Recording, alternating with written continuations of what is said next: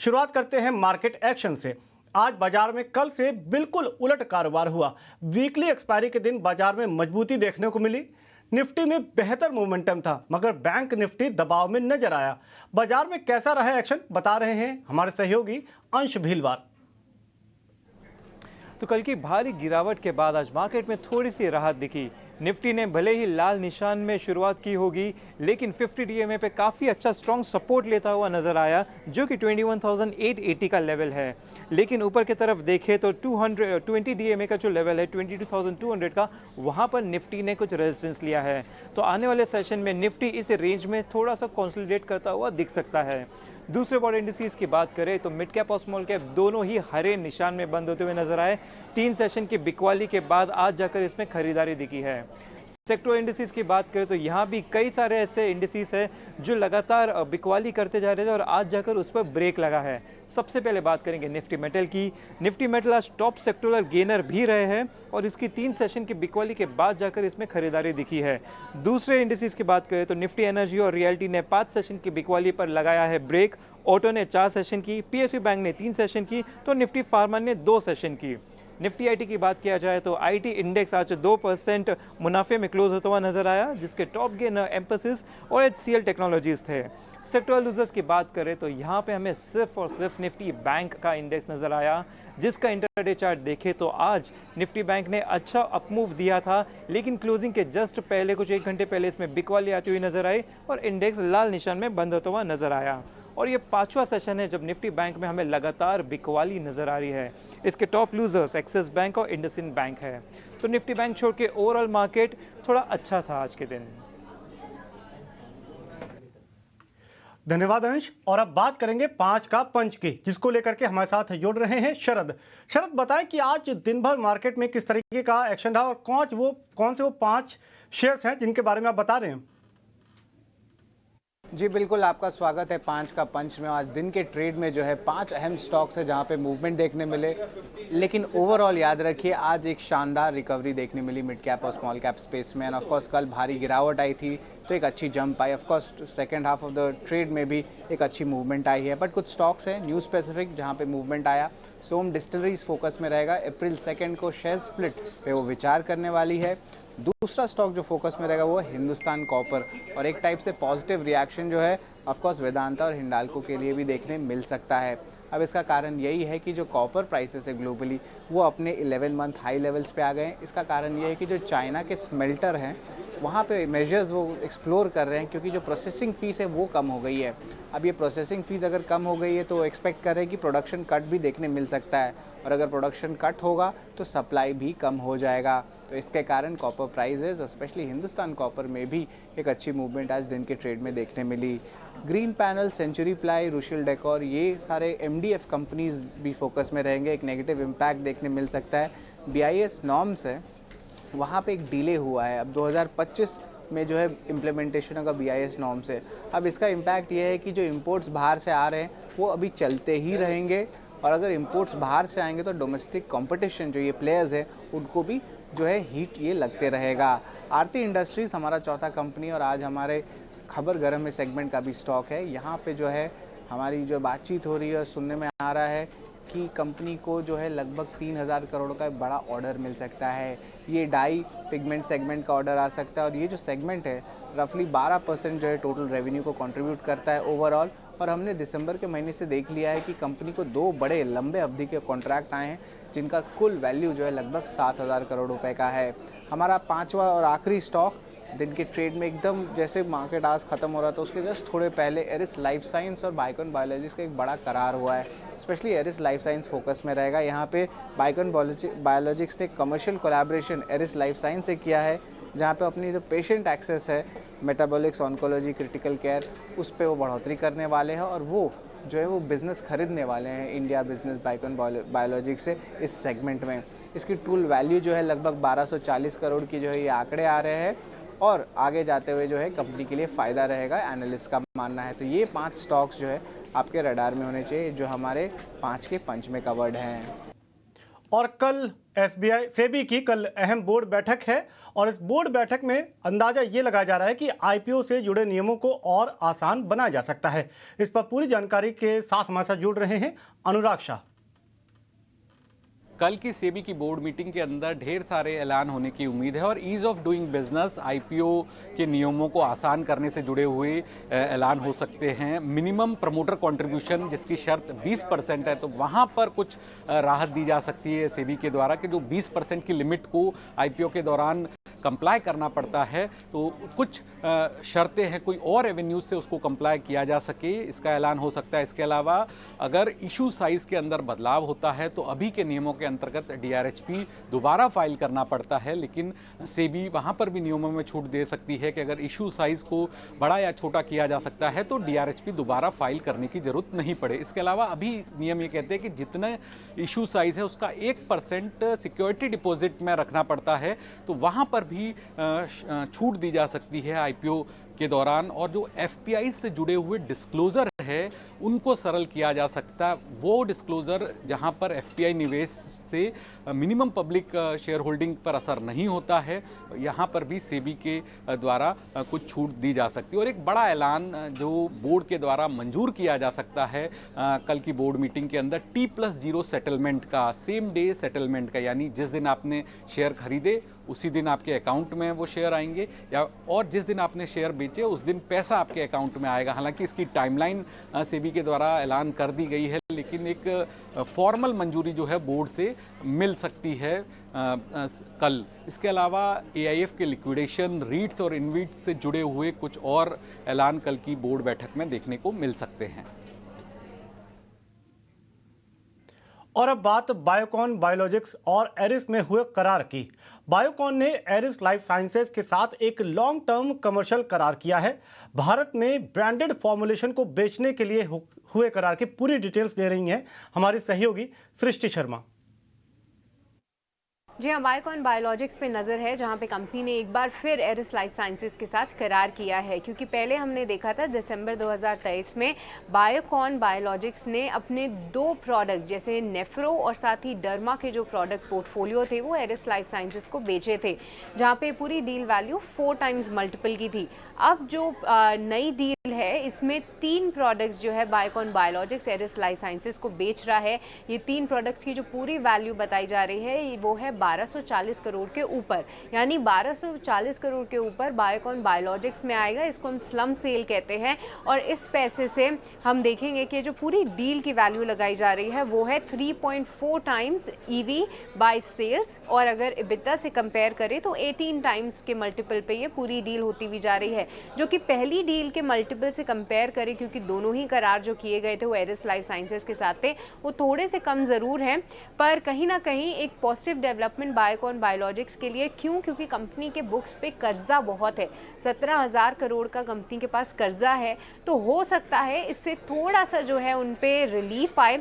क्योंकि अगर हम देखें तो बायोकॉन ने साफ किया था कि जो उनके इंडिया बिजनेस में पोर्टफोलियोज़ हैं, जो कि नॉन कोर इनके प्रोडक्ट पोर्टफोलियोज़ हैं, वो ऐसी स्ट्रैटेजी बना रहे हैं कि वो आने वाले समय में कुछ और कंपनीज़ को बेचें। तो एरिस लाइफ साइंसेज के साथ एक और करार होते हुए बायोकॉन के लिए ये पॉजिटिव खबर ज़रूर है, और एरिस लाइफ साइंसेज के लिए ये नए प्रोडक्ट्स आने से जो है कहीं ना कहीं उनके और प्रोडक्ट एक्सपेंशन होगा इंडिया में, और पहली डील के मुताबिक थोड़े सस्ते वैल्यूएशंस पे डील होती हुई नजर आई है। धन्यवाद सृष्टि पूरी खबर बताने के लिए। और अब रुख करेंगे पेटीएम पेमेंट्स बैंक को लेकर की अहम खबर के। पेटीएम पेमेंट्स बैंक पर आरबीआई की पाबंदी की डेडलाइन कल यानी 15 मार्च को खत्म होने जा रही है। 15 मार्च के बाद पेटीएम फास्टैग, पेटीएम मनी और वॉलेट जैसी सर्विसेज पर रोक लग जाएगी। तो जाहिर है ऐसे में सवाल ये उठता है कि क्या पेटीएम की तरफ से कोई विकल्प तलाशे गए हैं? इस पर देखिए हमारे सहयोगी आस्था चोपड़ा की ये खास report. In our assessment, the time given up to 15th March is sufficient. Paytm payments bank भले ही डिपॉजिट और क्रेडिट लेन देन को बंद करने के लिए आरबीआई की ओर से तय की गई 15 मार्च की डेडलाइन तक पहुंच गया हो, लेकिन पेटीएम के बैंकिंग इंटरफेस पर ग्राहकों को दूसरे लेंडर्स के प्लेटफॉर्म पर ले जाने पर काम जारी है। पेटीएम पेमेंट्स बैंक के पास 10 करोड़ से ज्यादा KYC मान्य ग्राहकों का यूजर बेस है, लेकिन उन्होंने पेटीएम इंटरमीडियरी के साथ अपना संबंधों को लेकर अनिश्चितताओं का सामना करना पड़ रहा है। 15 मार्च की कटआउट से ठीक पहले भारतीय रिजर्व बैंक ने पेमेंट बैंक यूजर्स के आगे के भविष्य के टाइमलाइन की तैयारी की थी। Paytm is concerned, large part of their, large part of the users of the Paytm payment app, almost to the extent of about 80 to 85%, they are linked to other banks along with Paytm Bank or to entirely different banks. So therefore, about 80 to 85% of the customers who are using the Paytm payment app will not be impacted at all, because their app is also linked to another bank account of theirs. So therefore, their payments can go on in a non-disruptive manner.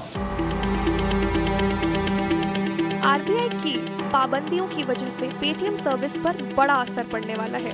Paytm wallet में मौजूदा balance खत्म होने पर automatic bill भुगतान और EMI mandate समेत Paytm payments bank खाते से जुड़ी सर्विस काम करना बंद कर देगी। आइए हम आपको बताते हैं कि 15 मार्च के बाद पेटीएम की किन-किन सर्विसेज पर ब्रेक लगने वाला है। 15 मार्च के बाद ग्राहक पेटीएम पेमेंट्स बैंक खाते में पैसे जमा नहीं कर पाएंगे।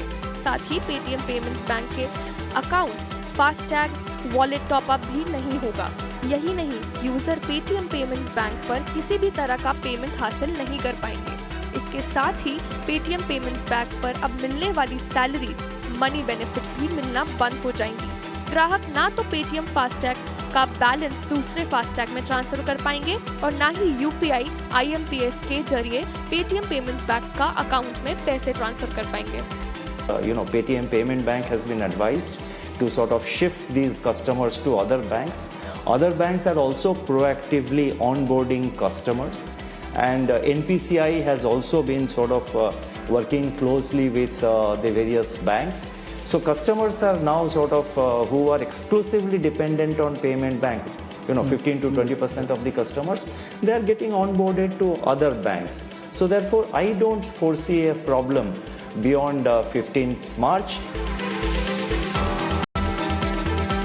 साफ है कि आरबीआई की डेडलाइन खत्म होने के बाद पेटीएम पेमेंट्स बैंक की मुश्किलें बढ़ने वाली हैं। तो ऐसे में सवाल ये उठता है कि इससे बचने के लिए क्या उपाय किए जा रहे हैं। NPCI जो कि यूपीआई पेमेंट्स नेटवर्क चलाता है, उसको central bank, reserve bank of India की तरफ से सलाह दी गई थी कि पेटीएम की जो पेरेंट कंपनी है 197 कम्युनिकेशंस, उसको थर्ड पार्टी प्रोवाइडर की तरह यूज़ किया जाए, उसको थर्ड पार्टी प्रोवाइडर की तरह इस्तेमाल किया जाए। क्योंकि ये सलाह आरबीआई की तरफ से इसलिए दी गई थी क्योंकि जो एग्जिस्टिंग कस्टमर्स हैं पेटीएम के, वो बिना किसी मुश्किल के अपना बैंक जो है वो दूसरे बैंक्स की तरह ट्रांसफ़र कर दें और कोई मुश्किल ना आए उनको पैसे लेंड करने के लिए। मुंबई में आस्था चोपड़ा, ET स्वदेश के साथ। और अब बढ़ते हैं हमारे special segment on the go में। बात होगी दिल्ली NCR की उभरती हुई फ्लीट कंपनी ब्लू स्मार्ट के मैनेजमेंट से। गुरुग्राम पहुंचकर हमारे सहयोगी विन्नी मोतीवाला ने ब्लू स्मार्ट फ्लीट के फाउंडर और CEO अनिरुद्ध अरुण और साथ ही साथ ब्लू स्मार्ट चार्ज के को फाउंडर CEO तुषार गर्ग से विशेष बातचीत की।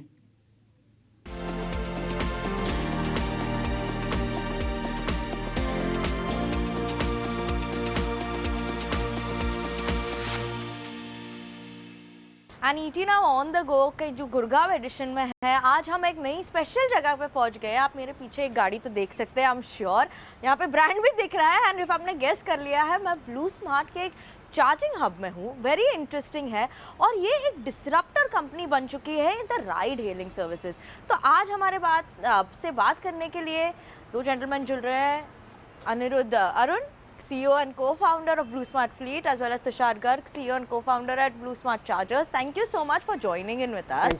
And बहुत ही अच्छा लग रहा है यहाँ पे आके, क्योंकि मेरा पहली बार है कि मैं ऐसा अप क्लोज सब चार्जिंग स्टेशन सब देख रही हूँ, तो काफ़ी इंटरेस्टिंग है। मैं बात करना चाहती हूँ कि आपने ये सोचा कैसे कि ये करना चाहिए। मुझे पता है कि सस्टेनेबिलिटी EV अब आ रहा है, पर आपने जब स्टार्ट किया था तभी तो नया नया ट्रेंड ऐसा थोड़े ही पुश आ रहे थे।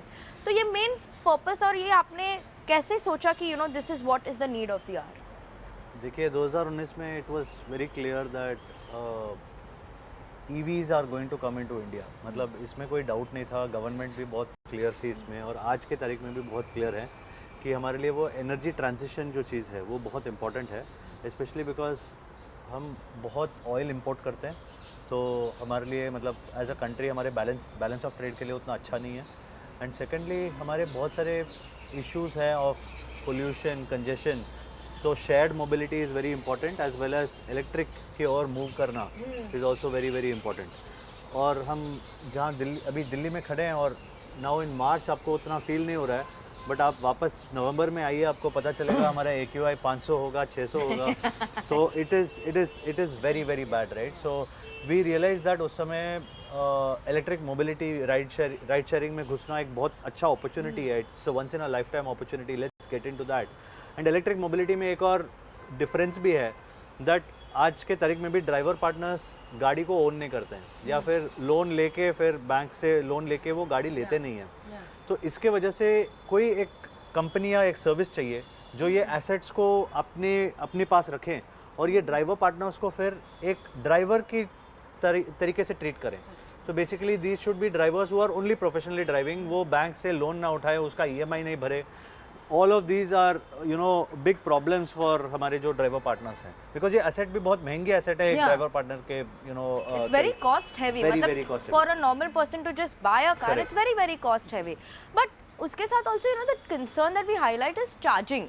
अभी भी कोई नॉर्मल भी EV गाड़ी खरीदता है, अरे चार्जिंग मिलेगा कि नहीं, ये होगा कि नहीं, ये इंफ्रास्ट्रक्चर का जो प्रॉब्लम है वो भी एक आपने स्टार्टिंग से ही लिया था या कैसे ये प्रोसेस भी आया था? जी विनी, तो हमारा जब हमने 2019 में ब्लू स्मार्ट स्टार्ट करी, हमारा बहुत क्लियर इंटेंशन था that we want to build an integrated EV ecosystem. Integrated EV ecosystem का मतलब ये होता है कि आप गाड़ियाँ भी खुद मैनेज करेंगे और आप उसकी फ्यूलिंग नीड जो चार्जिंग इंफ्रास्ट्रक्चर से फुलफिल होती है वो भी आप खुद मैनेज करना चाह रहे हैं। इसको करने के पीछे एक उस ज़माने में 2019 की अगर हम बात करें तो बड़ा ऑब्वियस रीज़न था, there were no chargers in the ecosystem, right. अगर आपने 100, 200, 500, 1000 गाड़ियाँ डाल ली, ये गाड़ियाँ कहाँ चार्ज होंगी? बाय वर्च्यू ऑफ विच हमने खुद से EV चार्जिंग इंफ्रास्ट्रक्चर में स्टेप इन करना शुरू किया। And just in a few months of us doing that, हमें ये समझ में आया कि ये करने से जो एडेड एडवांटेज है in the ecosystem of running this as a manage service, where आप खुद ही मैनेज कर रहे हैं चार्जिंग एसेट को भी और व्हीकल एसेट को भी, you are able to optimise the ecosystem much better and make much more benefit out of the economics of running the business. तो इस वजह से हमने EV चार्जिंग से एक इंफ्रास्ट्रक्चर पहले दिन से खुद का डालना शुरू किया। अब 5-1 साल हो गए हैं उसको करते हुए। We have more than 5000 EV charging station that we operate for BluSmart, and उन्हीं को हम पब्लिकली ओपन भी करने का प्लान कर रहे हैं बहुत जल्दी। So EV charging ecosystem has started to become a very important aspect of how ride hailing on electrification of ride hailing shall happen, and यही है जो ब्लू स्मार्ट ने खुद महसूस किया और has been leading the pack with. Absolutely. Because this is the need of the hours, and EV, whether you पहले EV गाड़ी लो या चार्जिंग स्टेशन लो, उस चक्कर में everyone is not going towards EV. And जैसे आप अभी बता रहे थे कि would this be an option कि कोई और भी आके यहाँ पे, if I have a personal car, जी, would you be open that कि because you have so much of an infra, then I say can I come and charge my car? जी बिल्कुल। तो ये एक ब्लू स्मार्ट का inherent intent रहा है पहले दिन से। All of these years there weren't enough EVs in the ecosystem. BluSmart बहुत धड़ल्ले से ऐड कर रही थी EVs को, सो उसको सपोर्ट करने के लिए we have ended up making a lot of EV charging infrastructure, but we always new age believers of the EV sector, we knew one day you, me and everyone out that we know will start to own electric vehicles. जिस दिन वो EVs own करना शुरू करेंगे उनको भी EV charging station का access चाहिए रहेगा। This is what the blue smart charging business is all about. हम एक ARC फिलॉसफी पे बिल्ड कर रहे हैं EV चार्जिंग नेटवर्क को अपने। A stands for accessibility, R stands for reliability, and C stands for convenience. So accessibility, reliability, and convenience of the EV charging network is what Blue Smart Charge wants to be known for. And this is something that the Blue Ride Hail ecosystem, our driver partners, have experienced from day one. And very soon, you and I, as public, will also start to enjoy the same. Absolutely. Like you were saying also that you all yourself have also increased a lot in fleet. आपकी जो fleet है वो भी 6000 plus हो चुकी है आपकी गाड़ियाँ across कर चुके हैं बैंगलोर एंड दिल्ली में। बैंगलोर में this region, Bangalore NCR region is where we are right now. तो यहाँ पे अगर बात करते हैं तो how do you see yourself reaching your set doubling by when, and कितनी speed पे you are expected to move up? देखिए विनी, हमें आई थिंक पहले 1000 गाड़ी ऐड करने में 2.5 साल लगा, और उसके बाद वाली 1000 ऐड करने में शायद 1 साल भी नहीं लगा, और उसके बाद जो 1000, 2000, 3000 ऐड किया, I think we added nearly 3000 cars 1 साल के अंदर। I am quite confident that ये फ्लीट जो हमारा 6000 है ये डबल हो जाएगा विद इन अ ईयर और so, and we are going to be very focused on Delhi, NCR, Bangalore, ये 2 शहरों पे हम ज़्यादा फोकस रखना चाह रहे हैं, क्योंकि ये फोकस रखने से हम कस्टमर को भी बेटर एक्सपीरियंस दे पा रहे हैं, और ड्राइवर पार्टनर्स को भी मतलब जल्दी ट्रिप्स मिल जाएंगे, लंबी दूरी उनको कवर करनी नहीं पड़ेगी just to get a trip, और हमारा जो यूनिट इकोनॉमिक्स और प्रॉफिटेबिलिटी बोलते हैं वो प्रॉफिटेबिलिटी भी बेटर हो जाता है। तो कीपिंग दिस इन माइंड हम बहुत तेज़ी से बढ़ने वाले हैं, और जो हमारा फोकस सिटीज़ है उसमें सबसे ज़्यादा एक्सपेंशन आपको देखने को मिलेगा। एंड बात करें तो how easy is it for me today if I want to book blue smart का, तो मुझे यहाँ पे क्या करना चाहिए? लाइक आप मुंबई नहीं आ रहे हो तो इसीलिए अभी जल्दी आ जाओ, तो मैं फिर ऐप करके बताऊँ, but what is the process यहाँ पे? अगर how does this service work on the app for us? So BluSmart ride hailing app है, आप एंड्रॉयड प्ले स्टोर या एप्पल ऐप स्टोर में आप डाउनलोड कर सकते हैं। It's a very easy to download app. I think more than 2.5 million odd people use our app on a regular basis. हम हर महीने we service many lakhs of customers both in Delhi, NCR and Bangalore.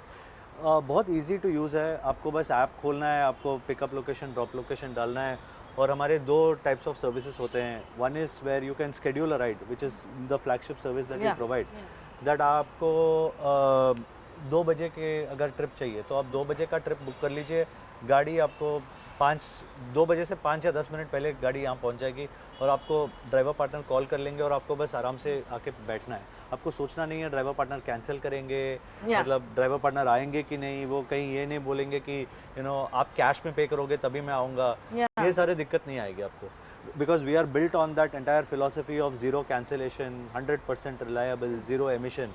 तो इस basis पे built है, and it's a very easy experience. वो salaried employed है, right, of BluSmart? Is that how it works with the driver के साथ? उनके साथ आप लोग कैसे डिसीजन लेते हो? That what does it? तो driver partners are independent contractors जो हमारे साथ काम करते हैं। सो हमारे साथ एक लीज अग्रीमेंट और हमारे पास एक अग्रीमेंट वो साइन करते हैं, हर वीक वो रिन्यू भी कर सकते हैं।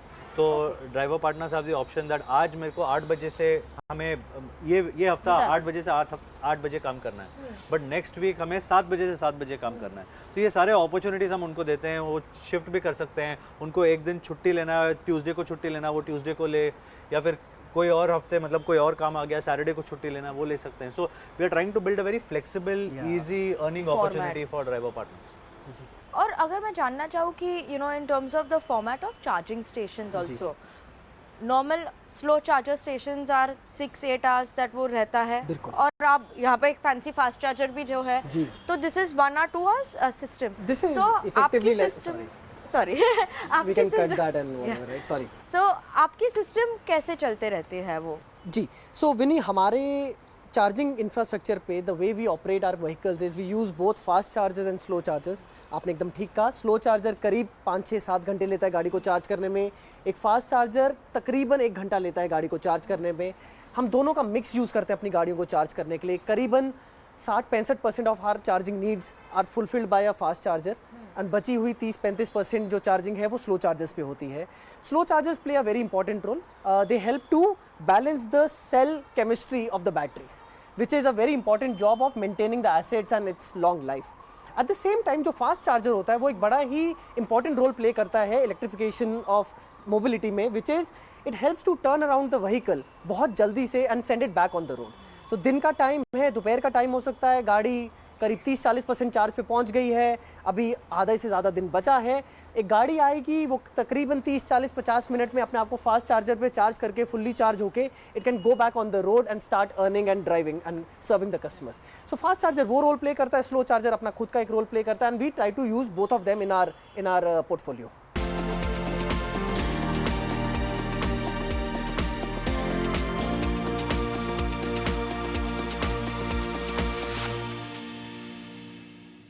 और अब रुख करते हैं हमारे खास सेगमेंट निवेश डे का। Sundaram mutual fund present wealth creator SIP edition निवेश डे में आज हम एसआईपी के साथ साथ फाइनेंशियल प्लानिंग पर भी चर्चा करेंगे। इसमें हम आपकी फाइनेंशियल प्लानिंग के लिए आसान शब्दों में एसआईपी के फायदे और इससे जुड़ी रणनीति बताएंगे। देखिए।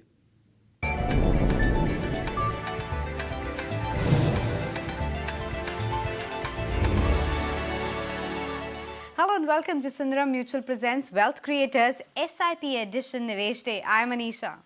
And I'm Aisha, and today we're going to be delving into a crucial aspect of financial planning: how to plan for your financial goals via SIPs or systematic investment plans. SIPs? That's a word we have heard a lot these days, but what exactly is SIP and how is it beneficial? Absolutely. SIPs are a fantastic tool for individuals looking to achieve their financial goals. It stands for Systematic Investment Plan, where you invest a fixed amount regularly in mutual funds. Interesting. So, how can someone effectively use SIPs to plan for their financial goals exactly? Well, the first step is to identify your financial goals, whether it's buying a house, funding your child's education, or planning for retirement. Okay, so once you've identified your goals, how does SIP come into play? Well, SIPs allow you to invest systematically over a period of time, allowing you to start small and build your investment kitty over time. It also averages out your investment cost, where for a fixed investment amount, you get fewer units when the NAV is high and more when the NAV is low. So SIPs also help you benefit from the power of compounding. Okay, that point is noted, but how does one choose the right SIP for their goals? Well, it's crucial to align your SIP amount with the goal's time horizon and your risk tolerance. Equity SIPs are ideal for long-term goals, while debt SIPs are better suited for short-term goals with lower risk. But can you give us an example of how SIPs can actually make a difference? Certainly. Let's say you're planning for your child's education, which is about 15 years away. Instead of a lump sum investment, you can start an SIP, investing a fixed amount monthly. This way, you benefit from market fluctuations and can end up with a potentially higher corpus at the end of the period. So it's about disciplined investing over a period of time, right? Exactly. SIPs instill financial discipline, and they're flexible too, so you can start with a small amount and increase it as your income grows. That's valuable information. Any tips for our viewers on how to start with SIPs? Well, begin by defining your financial goals, understand your risk tolerance, and choose SIPs that align with your objectives. And remember, consistency is key. Well, there you have it. How to plan your financial goals with SIPs. It's about setting goals, being disciplined, and letting your money work for you. And that wraps up our discussion for today. Stay tuned for more financial insights right here. See you next time.